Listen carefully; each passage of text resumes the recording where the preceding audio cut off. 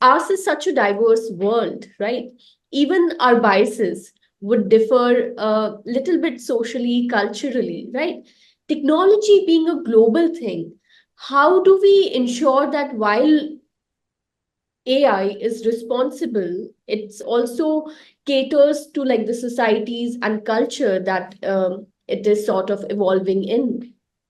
Right. Well, that it's all tied to the responsibility, right? So the responsibility has to do with if there's responsibility in healthcare, what does that country, what does that culture consider responsible in healthcare? What does that culture or country describe what is being responsible in terms of gender or in terms of economics or in terms of, right? Each aspect is touched and flavored by this. One of the conundrums that is happening currently, and what's really important to know that many people do know it, a lot of people don't actually. Engineers aren't who design AI systems, because these are systems, right? They're electronic systems.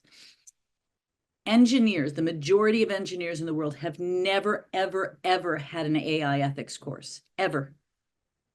So people designing flying cars or people designing machine systems that are being used in healthcare, which have really great intentions, and most of them really do. The majority of them do have great intentions, but they have not asked themselves the question of how will this affect all users? How will this affect unintended users? Because there are people who will be using it who were that was never even meant for them, because that just happens.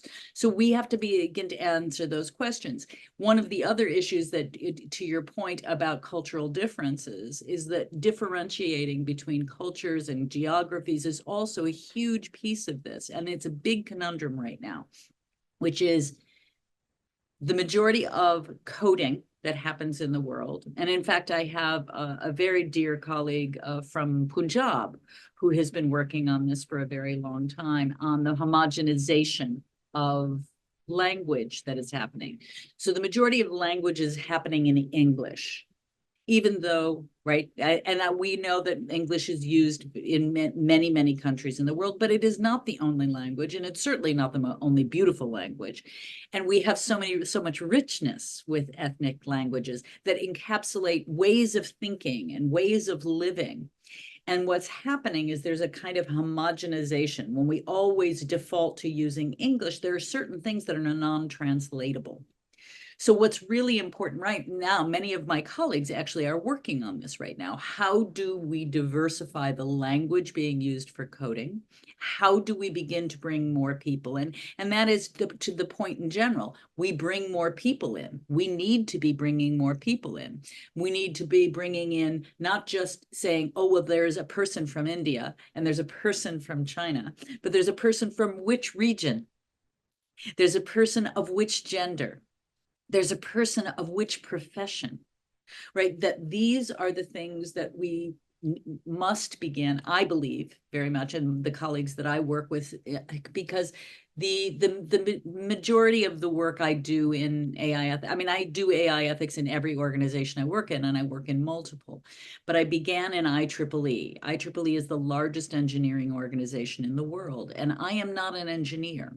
I was brought in as an educational psychologist, and I became an AI ethicist in the process. But my work is about how I bring in more people, more ways of thinking, more questions, better questions about human psychology and human ways of thinking.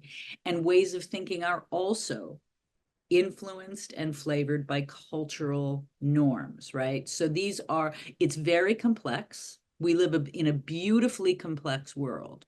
And so one of the challenges, as you're saying, in this responsible AI is, what does that mean in the context you're in? What does that mean? I have a friend working on a project right now in Brazil. What does that mean? And he came from the Amazon. He's actually a very, very high level robotics professor, but he grew up in the Amazon forest. What does AI mean to his family? What does AI mean in Sao Paulo, where he is, which is a very big city in Brazil, right? So it's going to be different. It's complex. I think it's a huge opportunity for us to learn about other cultures, to embrace other cultures, to include other cultures. And it's not going to happen overnight.